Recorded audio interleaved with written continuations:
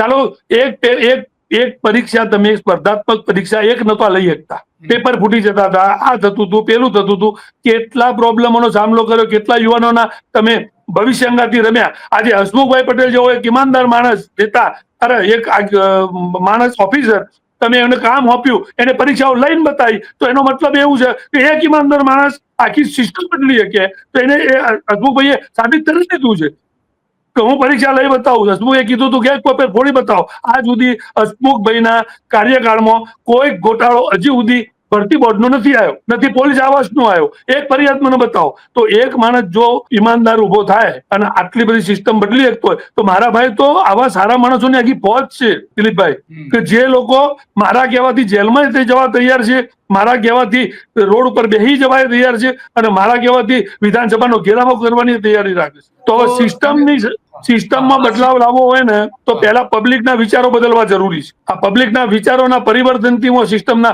સુધારા તરફ જઈ રહ્યો છું. આજે હું ખોટું નહીં બોલું દિલીપભાઈ, હું દ્વારકામાં છું, અભી હાલ ભગવાન કાળિયા ઠાકરના દર્શન કરીને આવ્યો છું. ચાલો ભગવાનના મંદિરને પણ વેપાર બનાવી દીધો છે આ લોકોએ. તમે ત્યાં જઈને જુઓ, પબ્લિકને અસહ્ય તકલીફો પડે છે, અને એક ખાલી ફોનમાં તો એક ઓફિસરના કોલથી તમને સીધા ભગવાનના શરણ સુધી પહોંચાડી દેવામાં આવે છે. તે આખા જગતના બાપ કાળિયા ઠાકરના ત્યાં પોતે વીઆઈપી બનીને જાય છે.